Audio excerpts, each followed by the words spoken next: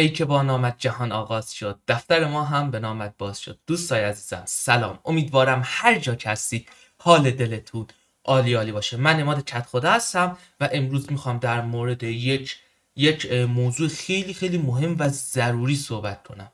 چطور بتونیم کارهای یک هفته رو فقط در عرض یک روز انجام بدیم. آرزوی خیلی همونه. بعضی میگن انگیزشی نشدنیه، داری زرد حرف میزنی، ولی بیام با هم تا آخر این ویدیو با ما همراه باشید ببینیم واقعا انگیزشیه یا نه.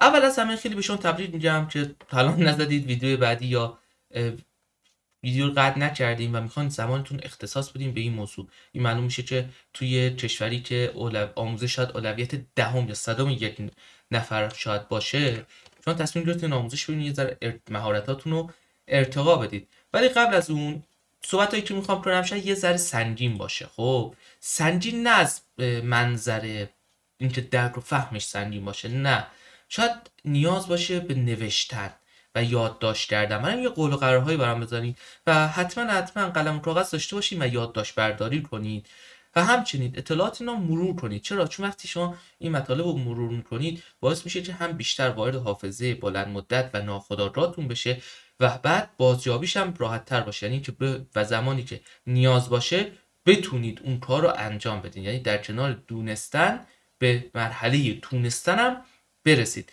و بعد از این حریص کنید از هر گونه عامل حواس بردی، یعنی اگه با کامپیوتر دارین رام کنید گوشی رو بذارین کنار، بی صدا کنید، این چند مدت رو فقط و فقط 100% حواستون رو بذارید برای آموزش. میدونم سخت واقعا این وجود این اینستاگرام و خیلی این حساب رسانه‌ای که توجه و تمرکز اون رو رسونه به کمتر از 3-4 ثانیه، سخته که توجه و تمرکز کنیم و برای همین این سختی رو یه ذره به جون بپذیریم و بهای این سختی رو بدیم، به جاش کلی چیز میتونیم یاد بگیریم.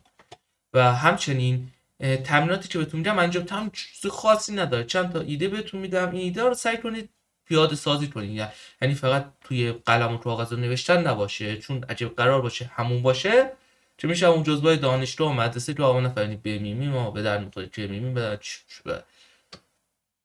و شخصی سازی کنیم مطالب. حالا من مطالب رو مثال میزنم براتون، خب و میارم، ولی خب اینا رو بر اساس زندگی خودتون 4 تا مثال هم خودتون بزنید و شخصی سازی انجام بدید.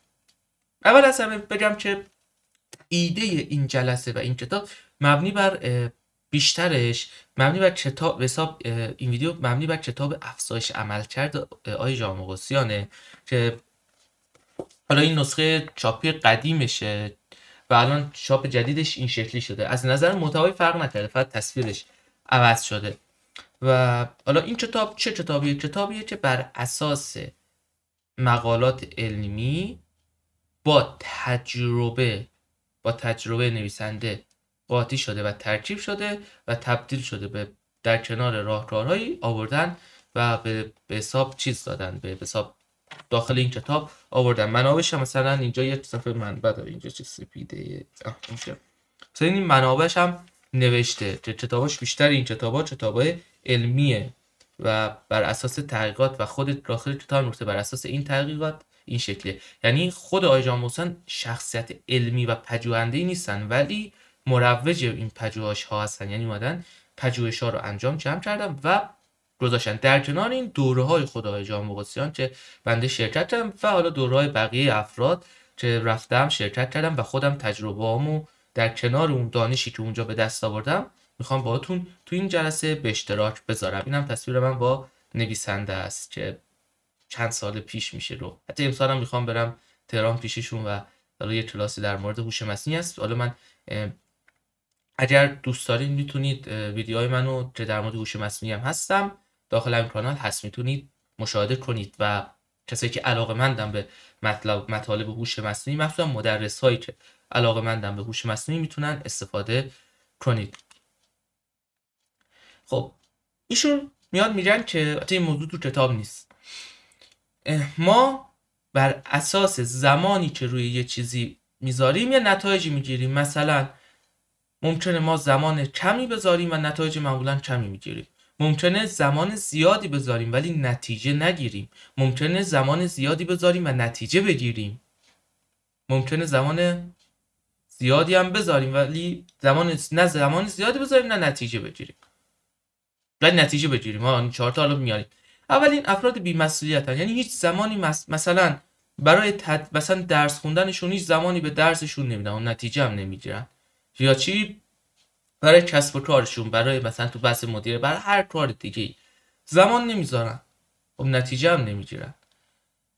افراد بعدی کسایی هستن که یه زمانی میذارن ولی نتیجه خوب و قابل قبولی نمیگیرن. این افراد عادی هم معمولا همین شکلیه. افرادی هستن که کلی نتیجه مثلا زمان میذارن ولی نتیجه خاصی نمیگیرن. افراد پرمشغله هم هستن که زمان زیادی میذارن، نتایج خوبی هم کسب میکنن ولی اینا دائما در حال مشغله‌ان. اینا که دارن سعی من نمیتونم مثلا زنگ میزنی بهشون سری به رو که من کار دارم و این شکلی، و اینا هم میگن خوب نیست، بهتر از روی قبله ولی بازم خوب نیست. ولی افرادی هستن که با وجود این که زمان کمتری میذارن نتایج فوق‌العاده‌ای کسب میکنن. این افراد فوق موفقن. یعنی الان به نظر شما آقای ایلان ماسک یا مثلا هر کسی که داریم بیشتر از 24 ساعت زمان داره؟ نه، همه آدما 24 ساعت زمان دارن. بس اون زمان و حساب هوشمندی هست که میذارن، اینکه چطوری از زمانشون استفاده کنن که در زمان کم بتونن نتایج فوق‌العاده‌ای داشته باشن. و الان میخوام بهتون رازهای افزایش عملکرد رو بگم. اول از همه تصمیم آگاهانه برای داشتن عملکرد خارق‌العاده. همین که شما بخواید تصمیم بگیری و این تصمیمتون آگاهانه باشه، خودش تقریبا میشه رو شروع مسیر داشتن عملکرد فوق‌العاده. اول از همه این عملکرد خارق‌العاده چیه؟ عملکردیه که خارج از چارچوب جامعه، خارج از دیدگاه‌های محدود کننده، دیدگاهی که میگه کسی که کار نکنه آدم تنبلیه، با وجود اینکه کسی میتونه کار نکنه و نتایج نه منظور کار کردن به کار یدی که باید حتما بره سر کار باشه، خودش انجام بده، عرق بریزه، زمان سرخاروندن نداشته باشه، زمان تفریح نداشته باشه، زمان استراحت نداشته باشه. موضوع بعدی قانون پارکینسونه، میگه که آقا شما برای هر چیزی هر زمانی که بذارید، محدودیت زمانی بذارید، همونقدر طول میکشه. یعنی شما برای مثلا نوشتن یک مقاله 1 ماه زمان بذارید 1 ماه طول میکشه، برای نوشتن یک مقاله 10 روز زمان بذارید 10 روز طول میکشه، 3 روز زمان بذارید 3 روز طول میکشه. تا حالا بوده من تونستم در عرض کمتر از 2 روز یه دونه مقاله بنویسم چون تحت فشار بودم. پس میبینید اینطوری نیست که حتما باید ما زمان زیادی بذاریم. این خودش یکی از مهمترین چیزایه. و چی مدت انجام یک فعالیت در زمانی که ما براش در نظر گرفتیم منقبض یا منبسط میشه. یعنی ما میتونیم یک کار که مثلا فکر کردیم 1 هفته طول میکشه رو در عرض 1 ساعت انجام میدیم، به شرطی که مثلا 1 ساعت رو براش وقت بذاریم. و اینکه آیا مدیریت زمان کافیه؟ مدیریت زمان خیلی خوبه ولی از یه جایی به بعد مدیریت زمان دیگه کافی نیست، چون ما زمانمون محدوده. در اصل ما نمیتونیم زمان رو مدیریت کنیم. زمان همیشه 24 ساعته. درس ما خودمون رو کنترل میکنیم. ولی در کنار مدیریت زمان ما مدیریت انرژی نیاز داریم، اینکه بتونیم انرژی های مختلفمون رو کنترل کنیم.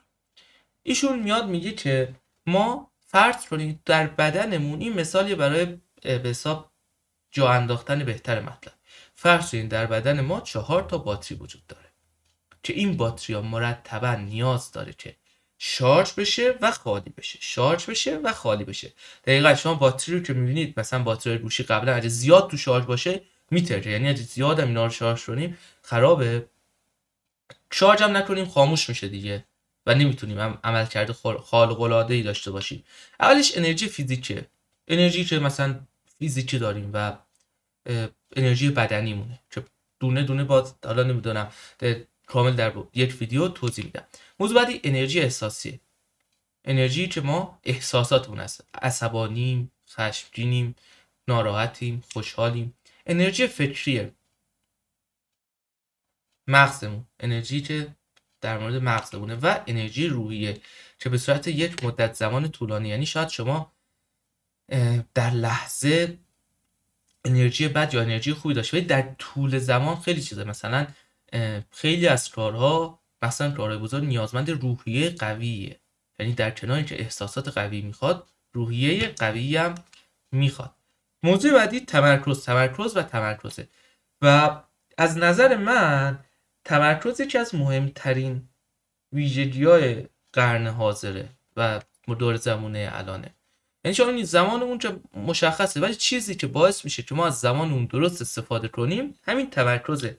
چیزی که میلیاردها تومان در سال هزینه میشه در به حساب چیزای تبلیغاتی که توجه و تمرکز مخاطبانشون، این مؤسسه میگه دنبال همه یه لحظه ویدیو منو رد نکن، یه لحظه کپشن رو بخون، یه لحظه به حرفم گوش رو. میبینید همه اینا دنبال کسب یعنی دنبال حساب دزدیدن تمرکز شما و این تمرکز از همه چی مهمتره. حالا کنار گذاشتن چند کار همزمانه که حالا باش بیشتر در موردش صحبت میکنیم. کنار گذاشتن طمع یادگیری، این که فقط در حال یاد گرفتن باشیم و اصلا انجام ندیم. و این باور غلطی که خانم ها چند کار همزمان میتونن انجام بدن هم کاملا غیر علمیه و دروغه. رساندن حواس پرتی‌ها به صفر و آماده شدن برای کار، یعنی قبل از اینکه میخوان کار کنید تمام وسایل رو آماده کنید، چیزایی که قرار حواستون رو پرت میشن رو حذف کنید. و موضوع بعدی این که اسیر حوزه خاکستری نشید. آقا شما زمانی که 100% روی کاری باشید میشه که حوزه مثلا سیاه میشه، حوزه سفید هم 100% در حال استراحت باشید. مشکل ما اینه که ما دائما در حال حوزه خاکستری هستیم، یعنی موقع کار در عین حال که در حال کاریم به زمانهای استراحت و چیزهای دیگه فکر میکنیم، در زمان استراحتمون به کار فکر میکنیم. اینطوری نمیتونیم درست استراحت کنیم، نمیتونیم درست کار کنیم. در زمان کار 100% حواسمون رو به روی کارمون بگیریم، در زمان استراحت که خیلی خیلی مهمه استراحت، روی استراحتمون باشیم. و موقع حالت خاکستری در این حالت عملکرد به کمترین مقدار ممکن میرسه و اتلاف وقت خیلی خیلی زیادی خواهید داشت. یعنی میبینید عملا 10 ساعت در حال کار کردنی، 10 ساعت در حال درس خوندنی، 10 ساعت مثلا یک کار کردین، ولی عملا شاید 1 ساعت هم خروجی نداشتید. اینه حوزه خاکستری، بلای حوزه. و بعد بهانه ممنوع، اینجا بهانه نیارید. و هنری فورد هم میگه اگر فکر میکنید که موفق میشید یا اگر فکر میکنید که شکست میخورید، در هر دو صورت حق با شماست. یعنی دنبال بهانه برای پیچوندن کار نباشید. سر کی رو میخوان کلا بذارید؟ سر کارفرما، سر استاد، سر مدیر رو میتونید کلا بذارید، ولی سر خودتون که نمیتونید کلا بذارید. باید توجه داشته باشید به عملکرد تناوبی بدن. این که بدن آدم تناوبیه، همون شارژ کردن که بهتون گفتم، این که شما باید باتری ها هی شارژ بشه هی خالی بشه، شارژ بشه خالی باشه. یعنی دائما کار کردن هم اشتباهه، دائما استراحت کردن هم اشتباهه. خوب کار کنید، خوب هم استراحت کنید. و میگه بدن انسان وقتی با بالاترین عملکرد و کارایی ممکن میرسه که به صورت متناوب انرژی های خیلی شدیدی رو مصرف کنه و بازیابی کنه. یعنی شدید برید یک فعالیت انجام بدید ولی 100%. بعد استراحت هم کنید، شدید هم خوب کار کنید، خوب هم استراحت کنید. و این کتاب از یک تحقیق مثلا میگه 90 دقیقه طلایی، که میگه آقا شما بازدهای 90 دقیقه، حتی خواب آدم هم همینطوری، شما 90 دقیقه مثلا شما اگه 8 ساعت خواب باشید پی در پی، در از 8 ساعت پی در پی خواب نیستید. 90 دقیقه تو خواب عمیقید، باز 90 دقیقه تو خواب خیلی سبکید، باز دوباره 90 دقیقه تو خواب عمیقید، باز 90 دقیقه تو خواب حساب سبکید. برای همین تو 90 دقیقه‌ای که تو خواب سنگینید، اگه سر صدایی باشه چیز باشه بیدار نمیشید، ولی تو 90 دقیقه‌ای که تو خواب سبک هستید، یعنی حتی خوابی که فکر میکنید پیوسته است تناوبیه. چون در حالت بیداری هم همینطوری، همیشه 90 دقیقه خود مغز خیلی خیلی خوب کار میکنه، بعد 90 دقیقه باید نیاز داره که یه ذره استراحت کنه. البته این 90 دقیقه یک عدده، ممکنه یه نفر 60 دقیقه باشه، ممکنه یه نفر 120 دقیقه باشه، اینا فرق داره. این شارژ و مصرف باتری هم بهتون گفتم که یعنی هی شارژ بشه هی مصرف بشه. باتری که شارژ دیدین تو گوشیا باتری اگه استفاده نشه و همیشه خاموش باشه باتری خراب میشه. باید مثلا اگه یک وسیله‌ای دارید که باتری خوره و شارژیه، اگه ازش استفاده نکنید باتریش خراب میشه. و چی همیشه باید شارژ بشه دوباره خالی بشه. شارژ زیادم تو شارژ باشه بازم خراب میشه. قبلا باتری میترکید باید میکردین ترکید. و آرامش یا استراب کدومش بهتره؟ حالا این استراب به معنی استراب خوب یا استرس مثبت یا روح خوش استرسه. یعنی اینجا هم آرامش خوبه هم استرس خوبه. بعضی وقتا استرس نیازه برای کار کردن. اگه استرس نداشته باشید کار نمی‌کنید و دائم ریلکس و بیخیالید. و استراحت مناسب یعنی اگر میخوان کارهای خارق‌العاده‌ای کنید باید استراحت‌های خارق‌العاده‌ای داشته باشید.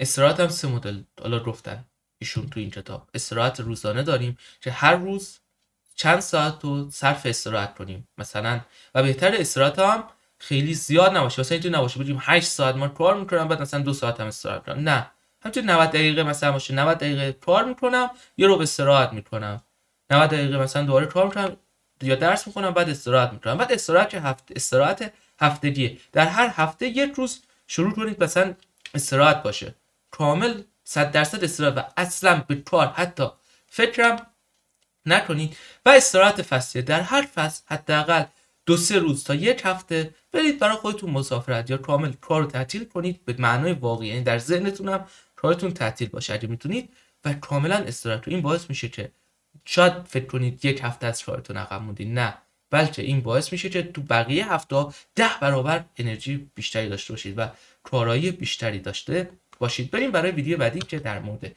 شارژ انرژی فیزیکیه.